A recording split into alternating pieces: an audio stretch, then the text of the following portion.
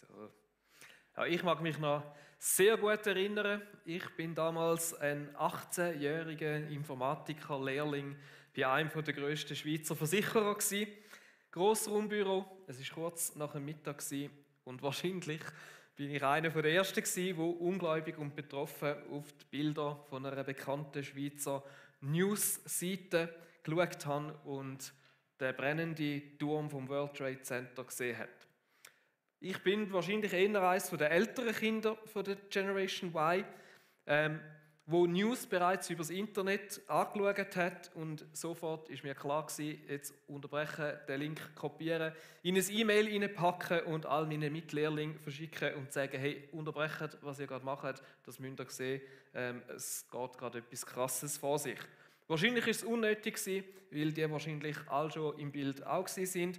Und kurz darauf hat die Neuigkeit das ganze Grossraumbüro erfasst. Überall sind Menschen mit betroffenen Gesichtsausdrücken zusammengestanden vor den Bildschirmen. Kurz darauf der zweite Flüger, der in den zweiten Turm geflogen ist.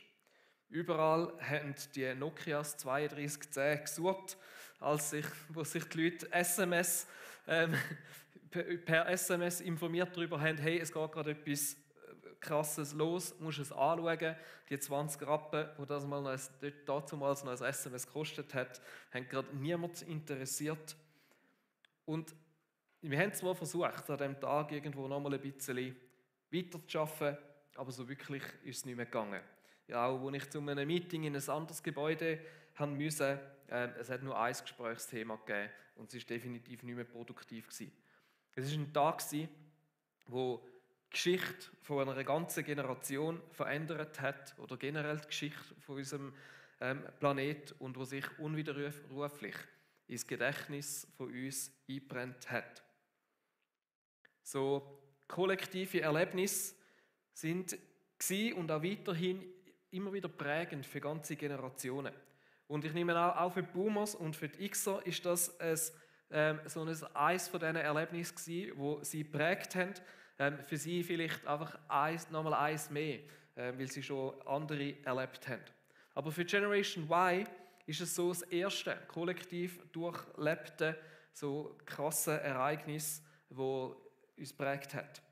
Wir wissen jetzt, dass wir uns nie ganz sicher fühlen können und dass Menschen zu unfassbar schlimmen Sachen fähig sind, wenn sie von Hass angetrieben sind. Für Generation Z und Alpha wird es wahrscheinlich mal ähnlich gehen mit dem Tag, wo der Bundesrat den Lockdown ausgerufen hat. Auch dort werden Sie sich vielleicht daran erinnern, wo Sie genau waren, wie Sie von dem erfahren haben. Wir sind mitten in dieser Serie Generations, eine Serie, wo es um die Vielfalt der Generationen geht, uns das soll lieb machen, aber das Verständnis untereinander soll fördern, wo man möchte so auf Herausforderungen, auf Stärken und was man voneinander lernen können, schauen. In der ersten Predigt zu dieser Serie haben wir es davon gehabt, wie Gott ein Gott der Generationen ist und dass das ein Thema ist, das in der Bibel auf verschiedenste Art und Weise immer wieder vorkommt. Und heute möchte ich euch so als Einstieg in die Predigt in ein Gespräch, das Jesus mit seinen Jüngern hatte, mit drin nehmen.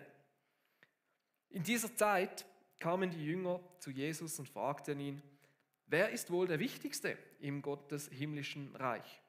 Jesus rief ein kleines Kind, stellte es in ihre Mitte und sagte, ich versichere euch, wenn ihr euch nicht ändert und so werdet wie die Kinder, kommt ihr ganz sicher nicht in Gottes himmlisches Reich.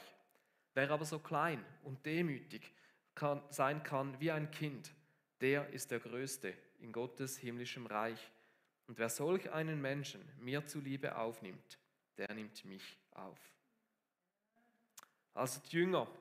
Ich kann sagen, wahrscheinlich eine Gruppe junger, stolzer Israeliten, selbstsicher und überzeugt, dass sie dem Rabbi nachfolgen, wo jetzt Israel im Sturm erobern wird und die Römer aus dem Land raus vertreiben wird. Und sie sind voller Erwartung, dass sie in dem, was jetzt passiert, ebenfalls eine wichtige Rolle spielen können und wollten wissen von Jesus, hey, wie schaffe ich es zum Karriereleiter in dem neu aufzurichtenden Reich, wo zweifellos wird kommen, können aussteigen. Wahrscheinlich haben sie gedacht, hey, es sieht gerade so aus, als würden die älteren Generationen nicht ganz schnallen, was da abläuft. Das ist unsere Zeit, jetzt sind wir am Zug. Und dann kommt es, wie es kommt, oder? Jesus konfrontiert sie und überrascht sie alle wieder einmal mehr, indem er ihnen einfach ein Kind als Vorbild anstellt.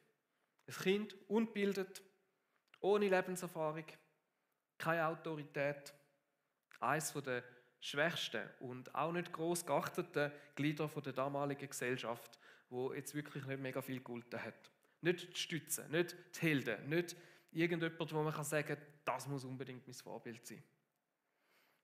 Und sein Aufruf, den er damit machen wollte, wo er auch gesagt hat, ist, hey, wer solch einen Menschen aufnimmt, oder eben wer Schritt auf solche zumacht, der nimmt mich auf, der nimmt Jesus auf.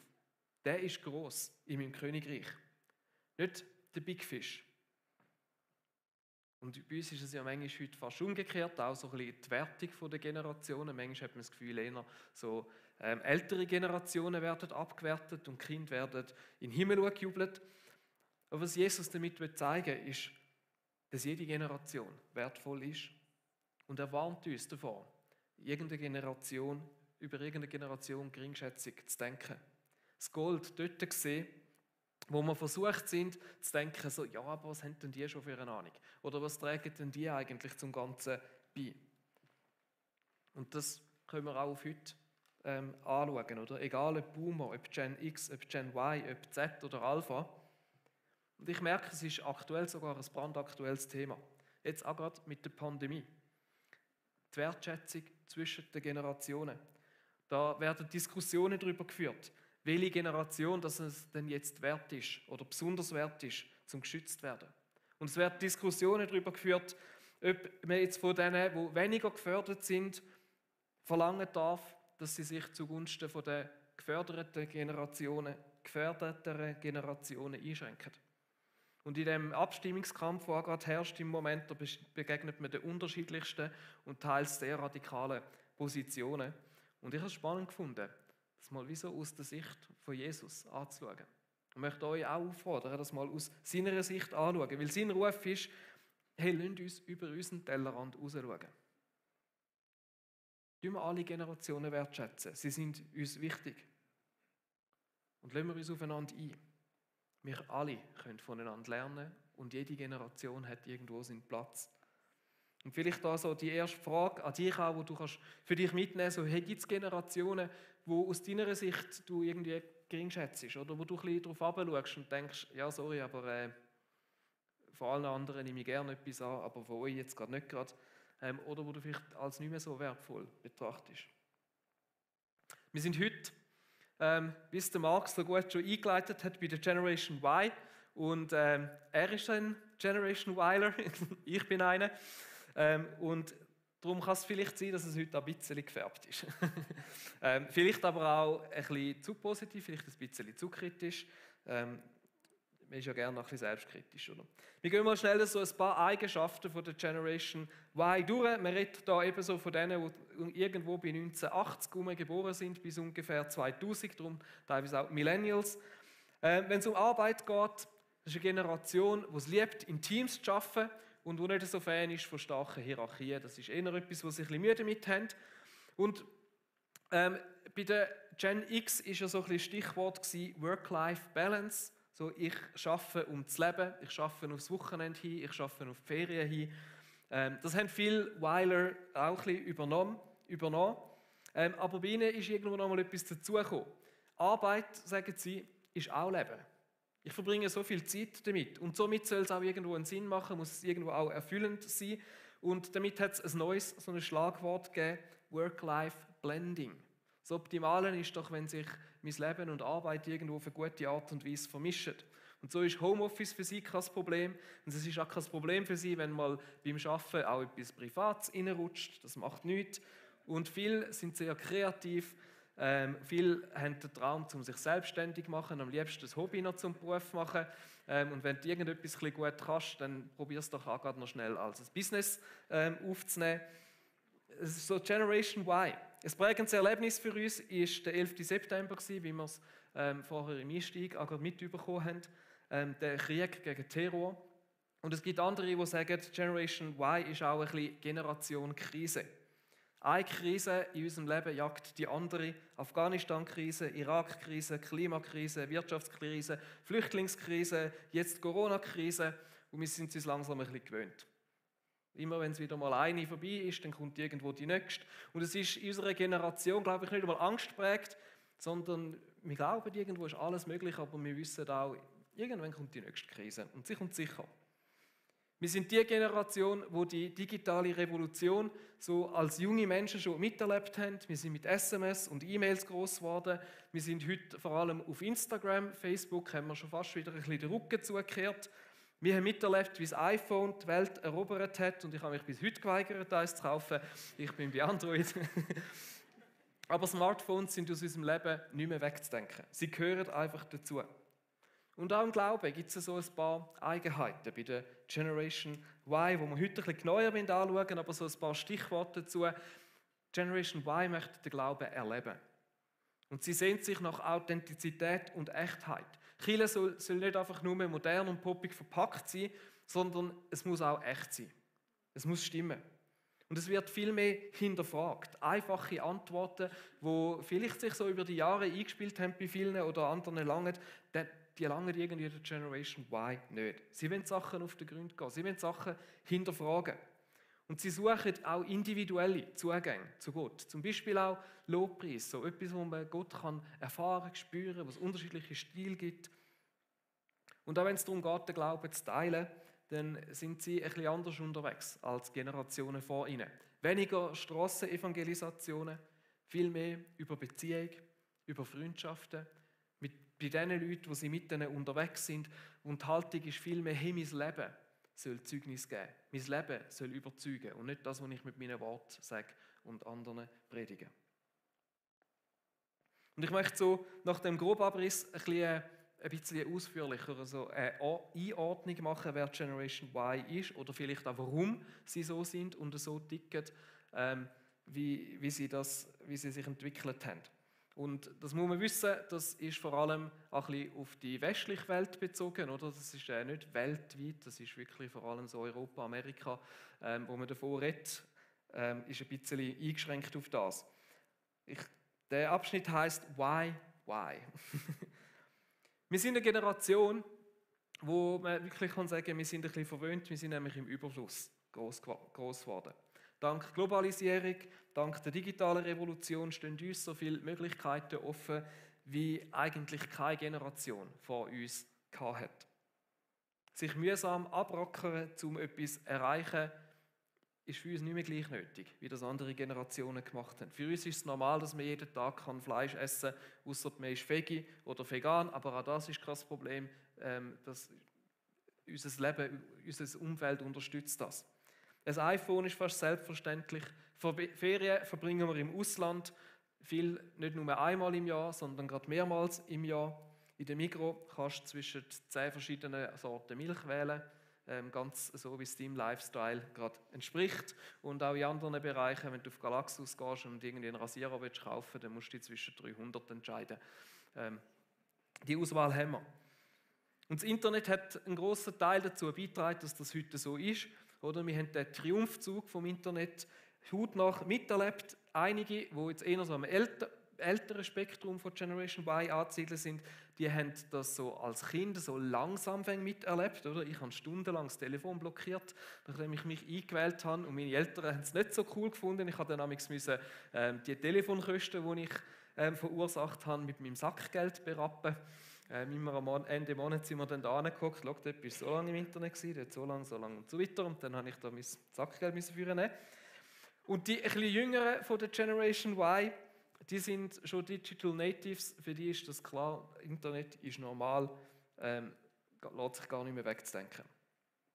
Wir haben grundsätzlich so viel, dass wir gar nicht alles nutzen können, was wir haben. Oder so viele Möglichkeiten, dass wir gar nicht alle nutzen können. Und dann fängst du halt an optimieren. Oder dann musst du anfangen zu schauen, ja, was ist denn jetzt genau das Beste? Weil wenn, dann willst du ja das Optimum und nicht irgendwie so das Zweitbeste. Und die vielen Optionen, die wir haben, das ist das Stichwort Multi-Optionsgesellschaft, machen es uns aber teilweise vielleicht auch schwer, uns für etwas zu entscheiden. Weil man könnte ja im Nachhinein feststellen, dass man sich fürs Falsche entschieden hat und dass etwas anderes besser gewesen wäre. Und so tendiert Generation Y darauf, sich möglichst lang, möglichst viele Optionen offen zu lassen und sich ja nicht zu früh festlegen.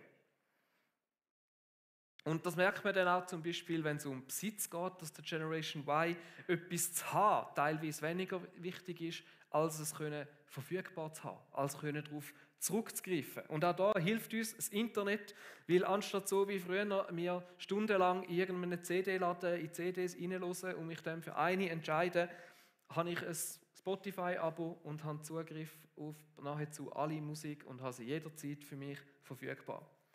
Oder warum ein Ferienhaus besitzen, wenn ich doch überall eins haben kann und mit Airbnb mal dort ein bisschen günstigeres, mal ein bisschen nobles, mir einfach etwas aussuchen kann. Und auch wenn es ums Wissen geht, ist unsere Generation mehr so, dass sie sagt, du, ich muss ja nicht alles immer präsent haben in meinem Kopf, ich muss einfach wissen, wo ich es finde, wo das ich anschauen kann und wo ich mir das Wissen herholen kann. Und so tut Generation Y irgendwo ihr Leben so ein bisschen optimieren, möglichst so ein bisschen dem Lifestyle entsprechend. Und es geht weniger darum, so gewisse Statussymbole zu haben, die vielleicht anderen Generationen wichtig sind. So brauche ich auch nicht unbedingt den BMW wie der Elias, sondern wir fahren den VW Caddy. Mit dem können wir dafür auch an den schönsten Plätzen der Schweiz übernachten und in der Natur sein. Einzig schöne Felgen, die müssen dann schon noch sein. Das ist ein bisschen etwas, muss dann schon hermachen. Okay. Und so merken wir, Individualität steht bei unserer Generation auch häufig im Fokus. Und aus dem heraus, weil die Generation so viel hat, weil sie sich so viel erlauben kann, weil sie irgendwo optimieren kann, kommt auch so das Why. So die Art und Weise, wo sie anfangen, die Sachen hinterfragen und sich dann fragen, ja, macht das wirklich Sinn? Warum ist etwas so? Warum machen wir die Sachen einfach so, wie wir es immer gemacht haben, könnte man es nicht auch anders machen? Warum glauben wir so, wie wir glauben? Und stimmt das wirklich? Warum nicht anders? Warum haben wir so stark hierarchische Strukturen? Könnte man es nicht auch anders probieren? Warum muss der Chef alles entscheiden, wenn er doch nicht alles am besten weiß, wenn andere viel mehr Bescheid wissen? Und so sehen wir, dass Gen Y nicht einfach nur so heisst, weil es gerade der nächste Buchstabe hinter dem X ist, sondern weil es wirklich etwas ist, was sie auszeichnet. Und hinter dem steckt nicht einfach so ein bisschen ein aufmüpfiger Geist, sondern das sind Bedürfnisse dahinter, die Generation Y hat, die tiefer gehen und die ihnen irgendwo wichtig sind. Das eine ist Sinn. Wenn ich etwas mache, muss es irgendwo auch einen Sinn haben. Es muss irgendwo erfüllend sein. Arbeit sollte irgendwo einen Sinn haben und nicht einfach nur dazu da sein, zum Geld einbringen. Ich will doch wissen, zu was ich beitrage. Und die Sehnsucht nach dem Mehr, die drückt sich eben in dem Why aus. Das ist vielleicht mit dem Grund, warum ich Pastor geworden bin. Etwas Zweites ist Authentizität. Wert, Gedanken, Emotionen, Überzeugungen. Generation Y möchte die von Herzen leben. Es muss echt sein. Nicht einfach nur Fassaden oder irgendwie schön aussehen. Und vielleicht hat das auch damit zu tun, dass wir eine Generation sind, die schon seit früh auf durchberieselt werden mit Werbung und Social Media, wo uns mit falschen Bildern und Realitäten möchte beeinflussen, wo man merkt, das stimmt nicht und wo so eine Sehnsucht da nach dem Echten, nach dem Authentischen. Und ich merke, dass das etwas ist, wo in mir hinein fängt alles an zu rebellieren, wenn ich das Gefühl habe, zum Beispiel, dass von mir als Pastor etwas erwartet wird, wo ich nicht bin. Das ist etwas, wo mir widerstrebt. Ich will authentisch sein. Und ich habe Mühe damit, wenn ich das Gefühl habe, andere Menschen sind irgendwo nicht ganz authentisch. Und in dem hinein, glaube ich, liegen auch die Stärken, die Generation Y hat. Etwas, was ein Privileg ist und in dem Sinne eine Stärke ist, dass Generation Y das kann ausleben kann, wofür viele in der Generation X noch kämpfen müssen. Das haben wir uns nicht selber verdient. Für das können wir einfach dankbar sein, das ist ein Privileg. Aber vieles, was für Generation X noch nicht selbstverständlich war, ist für uns heute möglich und teilweise sogar schon fast normal geworden. Flexiblere Familienmodelle, Gleichstellung zwischen Mann und Frau, Jobsharing, Homeoffice, ein Studium machen. Das sind Sachen, wo nicht schon immer selbstverständlich sind. Und wo wir dankbar sein können, dass wir das dürfen und dass sich Generationen vor uns eingesetzt haben. Und das bringt uns auch viele Privilegien mit sich. Eine weitere Stärke ist die Sehnsucht nach Authentizität, nach Echtheit, nach Wahrhaftigkeit. Eben, dass der Schein auch sein muss. Für die Generation muss das übereinstimmen. Schein und Sein, schöne Fassaden allein langen nicht. Auch im Glauben, es geht nicht um Show, es muss irgendwo spürbar sein, dass es echt ist. Und biblisch gesprochen kann man sagen, dass so das, wo der Jakobus sagt, Glaube ohne Taten ist tot. Ist für Generation Y wichtig. Practice what you preach. Oder so wie es Jesus gesagt hat, euer Ja sei ein Ja, dann lebt es bitte auch. Das, was im Herz ist wichtig und nicht das, was wir vorgeben zu sein. Und so sehnen sie sich auch nach Ehrlichkeit, nach Transparenz. Und gerade wenn es um Glauben geht, ist das auch etwas, eine Art Wertvolles. Weil sie sagen, Kämpfe, Zweifel, Struggles, ja, das gehört dazu. Und man darf doch auch Fragen stellen. Es muss doch möglich sein, in der Kirche über so Sachen zu reden. Und auch das Sehnen nach einem Sinn, wo sie haben, ist etwas Gutes.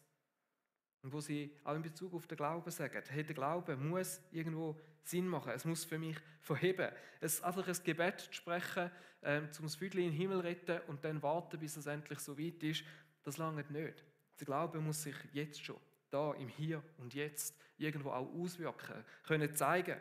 Und das ist etwas Gutes, weil das Reich Gottes hat jetzt schon angefangen. Und Generation Y möchte das sehen, möchte das erleben, möchte den Frieden, wo Jesus uns verspricht, die Fülle, wo wir in ihm haben können. All das, was Jesus zu bieten hat, wenn sie so ein Stück weit schon jetzt auch erleben und nicht einfach irgendwann dann im Himmel. Natürlich im Bewusstsein, dass wir es jetzt nie vollständig haben können, jetzt. Und dann auch so in dieser Teamorientierung und dem Ausbruch aus ungesunden Hierarchien ist etwas Gutes drin. So Ellenbögeln und Manipulation, das ist nicht so der Stil von der Generation Y. Lieber miteinander unterwegs sein. Lieber zusammen etwas gestalten. Zusammen Verantwortung tragen. Lieber im Team, anstatt einfach einen Big Boss haben, der sagt, was durchgeht. Und so die auch ein bisschen Abneigung gegen starre Strukturen und Hierarchien, die sind nicht nur schlecht, oder? Die verhindern auch so den Machtmissbrauch, der teilweise häufig stattgefunden hat. Und das ist eine Stärke, etwas, was ihnen wichtig ist. Aber natürlich gibt es auch die Herausforderungen und die vielleicht auch die Schattenseiten. Und auch Generation Y wird teilweise sehr kritisch betrachtet. Ob zu Recht oder nicht, das muss sich irgendwo noch ein bisschen zeigen. Oder? Wir sind eher ein bisschen jünger. Das ist bei uns vielleicht noch nicht so deutlich wie bei den Boomers und bei den Xler, wo man da vielleicht schon ein bisschen mehr Früchte sehen kann. Und anscheinend, ich habe das ehrlich gesagt nicht so mitbekommen, aber anscheinend ist Generation Y sehr eine unbeliebte Generation. Und auch zu uns gibt es so ein Phänomen, wie es bei den Boomers gegeben hat, mit dem Okay-Boomer. Das nennt man Millennial Bashing. Das heisst, das Umhacken auf den Millennials. Das ist ein anderer Begriff auch für Generation Y. Und da kommen mit dem Begriff wie, sie sagen Egos, sie sagen anspruchsvoll, sie sagen ungeduldig, überempfindlich, sie sagen nicht fähig, Entscheidungen zu treffen, sie sagen faul, nicht fähig, Verantwortung zu tragen, sie sagen sprunghaft, wechseln immer wieder ihre Meinung. Ich weiß nicht, wie viel davon effektiv stimmt. Ich würde jetzt sagen, sicher nicht alles. Oder ich finde sehr wenig. Nein, es gibt tatsächlich oder, ein paar Sachen, wo ich ein bisschen etwas drin sehe. Ja, ich glaube, wir sind Generation Y, eine Generation, die irgendwo auch ein bisschen entscheidungsscheu ist. Gerade aus dem Überfluss, gerade aus dem Gefühl von, ja, ich könnte mich ja falsch entscheiden. Ich muss mir alle Optionen offen halten, mich ja nicht früh zu festlegen. Und durch das werden sie vielleicht manchmal auch ein bisschen ungreifbar. Ein anderer Begriff, der in diesem Zusammenhang benutzt wird, ist, sie sagen Ego-Taktiker. Also sie versuchen, sich so taktisch immer so zu positionieren, dass sie so im letzten Moment auf das, was gerade am besten ist, aufkumpen können. Und in diesem Zusammenhang ist auch nochmal so ein Begriff aufgekommen für Generation Y, Generation Maybe. So, ja, vielleicht. Mal schauen. Ja, ich sehe. Die einen sehen es. Und tatsächlich, so dass es kommt darauf an. Die grosse Suche nach Sinn und Hinterfragen, die hat schon ein bisschen die Gefahr, dass sie auch lähmen kann. Und irgendwo kann sich Generation Y auch mit ganz viel Grautönen identifizieren und allem irgendwo noch etwas ein bisschen abgewinnen. Ich merke das selber, oder so, wenn jemand fragt, wie siehst du das? Dann ist meine Standardantwort, es kommt darauf an. Es kommt darauf an, aus welcher Sicht dass man anschaut. Und das, in dem Sinne sehe ich mich völlig, oder? Das ist irgendwo so, dass, ja, wenn man es so anschaut, dann ist es so, und wenn man es so anschaut, ist es irgendwo ein bisschen so. Das ist auch eine Herausforderung von unserer Generation, dort dann auch irgendwo vielleicht Klarheit reinzubringen. Und das Dritte ist so ein gewisser ambivalenter Umgang mit Verantwortung. Oder Generation Y, eben, die liebt es im Team, flache Hierarchien, können mitreden, mitgestalten, aber wenn es dann darum geht, auch wirklich anzustehen und Verantwortung zu übernehmen, haben doch viel Mühe. Und wo sie eher so ein bisschen zurückziehen und sagen, komm, wir lieber im Team entscheiden, dann bin ich nicht allein schuld, dann sind wir alle zusammen schuld, wenn es falsch geht. Und auch das, oder, ist wieder so ein bisschen das Ego-Taktika. Was machen wir jetzt mit dieser Generation? Und ein Bild, das uns helfen kann, ist jetzt aus der Bibel. Und eben, da muss ich sagen, die Bibel ist definitiv nicht mit dem im Hintergrund gestaltet. Das ist mehr, ich versuche das als eine Illustration zu nehmen, die uns helfen kann. Aber man könnte eigentlich auch sagen, dass Generation Y ein bisschen eine Salomo-Generation ist. Weil das Leben von Salomo irgendwie so ein paar Parallelen hat zum Leben von der Generation Y. Der Salomo hat als junger Mann, als er etwa 20 war, ist er König geworden, hat dürfen oder vielleicht auch müssen die Verantwortung übernehmen. Er hat ist in die Fußstapfen hineingetreten von David, vom grössten König, den das Volk Israel jemals hatte und wo es unter ihm so richtig zur Blüte gekommen ist. Und er ist sozusagen ein Kind vom Überfluss gewesen, hat einen guten Start in dem Sinn gehabt. Und er hat so viel gehabt, dass er das alles auch hinterfragen konnte. Oder wenn ihr den Prediger leset, der ist vom Salomo, oder man sagt, dass er vom Salomo ist, da wird alles hinterfragt. Hat das wirklich einen Wert oder auch nicht? Und er hat in dem Sinne aber auch eine tiefe Beziehung mit Gott gehabt. Und unter ihm hat das Grossreich Israel seinen Höhepunkt können erreichen, auch wenn es vielleicht schlussendlich nicht gut geendet hat. Und so hat auch die heutige Zeit ihre Herausforderungen, hat ihre Versuchung, hat ihre Angriffe und auch Generation Y. Und wenn es um Kirche geht, erwartet noch einiges. Hat noch einiges vor sich. Und wenn wir es jetzt auf Kirche so ein bisschen anfangen zu beziehen, oder? Im freikirchlichen Bereich sind ganz viele Kirchen in den letzten 30 Jahren unter prägenden Pionierleitern stark gewachsen, gross geworden. Leute mit einer klaren Vision, mit klaren Zielen, mit enorm viel Leidenschaft und Drive. Aber so ganz viel oder so langsam stellt sich in vielen von diesen Kirchen die Frage, wie geht es jetzt weiter? Wer führt die Kirche in die Zukunft? Und in was für eine Zukunft? Und gleichzeitig sind wir in einer Zeit von einem starken gesellschaftlichen Wandel, auch ausgelöst durch Generation Y, wo vieles hinterfragt.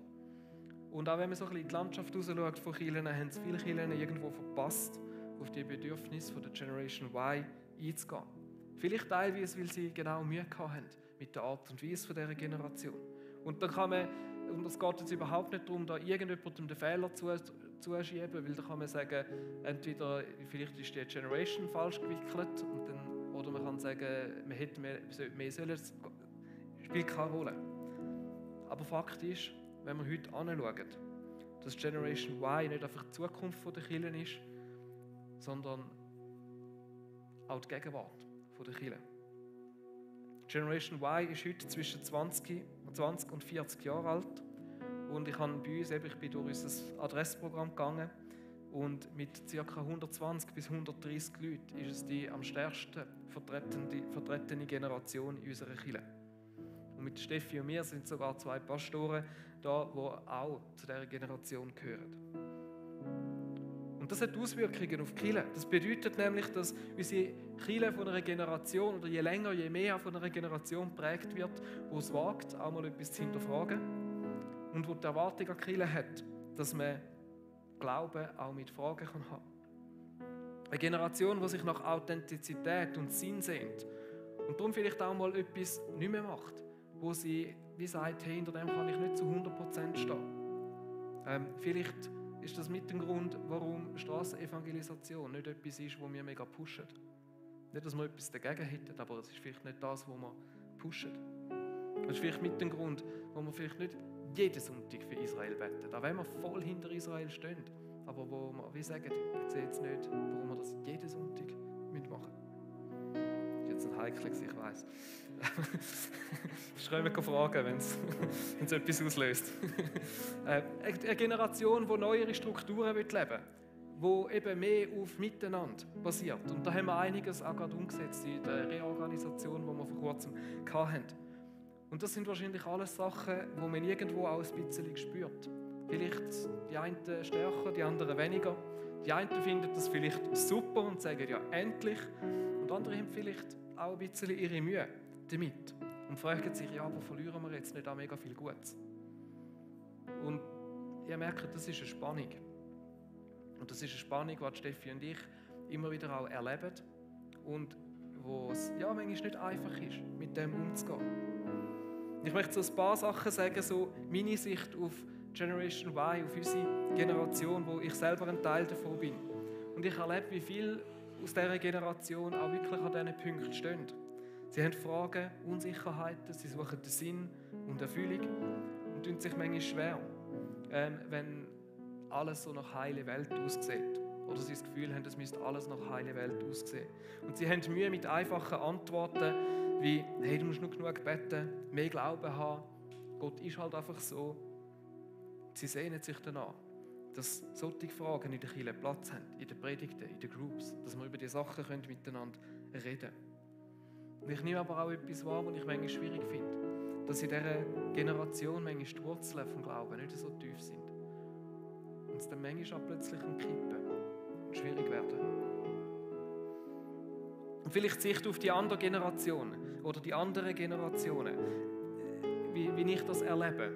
Wir erleben, wie die Eigenheiten von der Generation Y eben teilweise andere Generationen danach verunsichern können. Dass ihnen vielleicht manchmal ein bisschen die Klarheit fehlt. Dass die Fragerei und dass es kommt darauf an, manchmal auch verunsichert. Und man sich vielleicht manchmal danach sehnt und sie sagen, können wir nicht einfach beim Schwarz-Weiß bleiben, es ist uns wohler. Und diese Spannung, die kann die Kirche zerreissen, wenn wir nicht aufpassen. Das ist wirklich eine Realität, die wir spüren und wo gerade vielleicht auch jetzt mit Corona nochmal irgendwo stärker spürbar wird. Ich sage jetzt nicht unbedingt bei uns, aber wenn man in die christliche Landschaft im Moment raus schaut, gibt es einen verstärkten Rückzug ins Konservative. Dort wird eben noch schwarz-weiß. Dort ist es noch klar und wo Einzelne mit dem Mühe haben und sich wieder zurückziehen. Und ich glaube, der Weg, den wir miteinander gehen müssen, ist, dass wir uns aufeinander einlassen. Dass wir voneinander lernen. Gegenseitig. Weil wir brauchen einander. Das ist das, was Jesus und wo wir in der ganzen Bibel sehen, dass Generationen miteinander sollen unterwegs sein, in ihrer Unterschiedlichkeit, mit ihren Stärken und Schwächen. Und vielleicht ist das nochmal der Punkt, wo wir vom Salomo lernen können. Weil gerade am Anfang hat er vieles mega gut gemacht. Dort, wo er gemerkt hat, hey, ich brauche Gottes Weisheit, wenn ich das Volk leiten soll. Und das ist vielleicht der Aufruf in dem Sinne an Generation Y. Lasst uns in dem Sinne am Salomo nacheifern, so wie er das gemacht hat in seinem Gebet um Weisheit. Ich möchte, dass wir es miteinander lesen. Herr, mein Gott, du selbst hast mich zum Nachfolger meines Vaters David gemacht. Ich bin aber noch jung und unerfahren. Ich weiß nicht, wie ich diese große Aufgabe bewältigen soll. Hier stehe ich, mitten in einem Volk, das du, Herr, als dein Volk erwählt hast. Es ist so groß, dass man es weder zählen noch schätzen kann. Darum bitte ich dich, gib mir ein Herz, das auf dich hört, damit ich dein Volk richtig führen und zwischen Recht und Unrecht unterscheiden kann. Denn wie könnte ich sonst ein so riesiges Volk gerecht regieren? Generation Y, lasst uns demütig sein und bedenken, dass wir wirklich noch nicht alles wissen und eine junge Generation sind. Aber lass uns in unserem Herz. Trotz allem Fragen und dem Drang nach neuen Sachen, lass uns näher bei Gott sein, in dem inne. Und bei ihm unsere Wurzeln schlagen und schauen, dass sie tief sind, dass sie verheben. Und dann, in dem inne, lass uns mutig den Weg gehen. Wir haben Energie, wir haben Kraft, wir haben Drive. Lass uns vorwärts gehen. Mit einem Herz, das auf Gott lässt. Und an alle anderen Generationen, euch möchte ich wie zurufen, hey, vielleicht ist auch nicht alles schlecht, wenn man sich darauf einlässt. Und unter dem Salomo hat auch viel Gutes entstehen. Der Tempel ist gebaut worden, es hat Wachstum gegeben, Stabilität, Frieden. Und wir lesen, wie es dem ganzen Volk gut gegangen ist und sie genug hatten. Und uns bedeutet das Miteinander und die Erfahrung von den verschiedenen Generationen enorm viel. Ich bin so dankbar für unseren Ältestenrat, der mit ihrer Erfahrung uns unterstützt, der mit uns unterwegs ist, wo wir so eine Einheit haben miteinander und wo wir genau das erleben, dass wir voneinander lernen.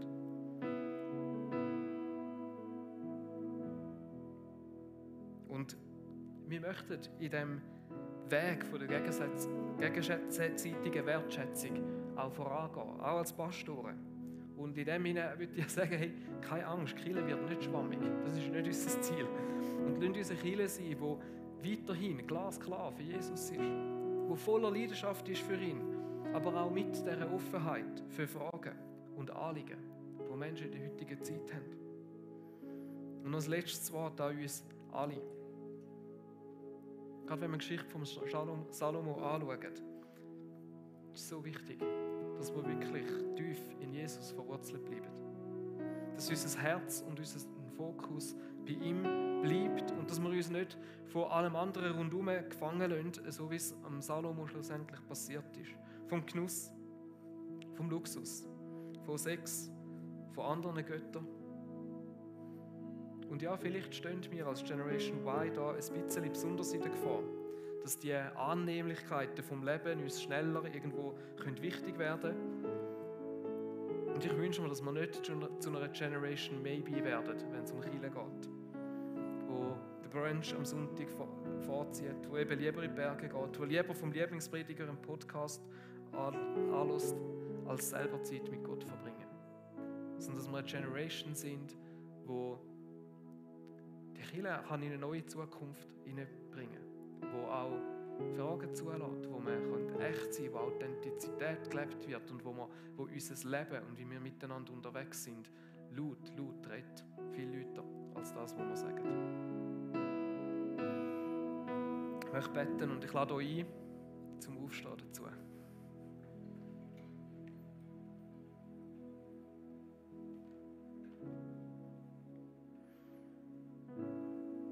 Yes, Jesus. Es ist, ich bin überrascht gewesen und gesehen habe, wie groß der Anteil auch Generation Y ist in unserer Kirche und dass nicht nur die Zukunft der Kirche ist, sondern absolut auch schon die Gegenwart. Und Jesus, ich bitte dich, dass wir dürfen da auch bei uns in der GVC Zürich Oberland so einen wertschätzenden Umgang miteinander haben unter den Generationen. Dass wir einander unterstützen können. Dass die Boomers unsere Säulen sein können, die Stabilität und Halt geben. Dass Generation X mit ihrer Erfahrung und dem Drive, den sie durchaus wo sie haben, dürfen unterstützen, prägen, gestalten und dass wir als Generation Y das dürfen reinsteppen. Je länger, je mehr. Und dass dort, wo wir Herausforderungen haben, dass wir die dürfen angehen und dort, wo unsere Stärken sind, dass wir die dürfen ausspielen und dass die dürfen Platz haben in den Kirchen und dass wir dürfen eine Kirche sein, wo die zukünftigen Generationen sich wohlfühlen, wo sie gerne mit dabei sind. Und wir nicht einfach nur gegen oben wachsen, sondern eben auch in die Zukunft hinein. Und Jesus, ich bitte dich um das gegenseitige Verständnis, dort, wo es vielleicht schwerfällt. Und dort, wo wir vielleicht manchmal auch etwas loslassen müssen. Und ich bitte, dass wir dürfen miteinander reden, miteinander unterwegs sein. Und dass wir dich in unserem Fokus behalten. Und das ist unsere Absicht. GVC wird immer dich im Fokus behalten. Und ich bitte dich, Jesus, dass jedem Einzelnen von uns hilft, dass wir sie in unserem Leben so handhaben und machen. Amen. Wir gehen jetzt in den zweiten Teil.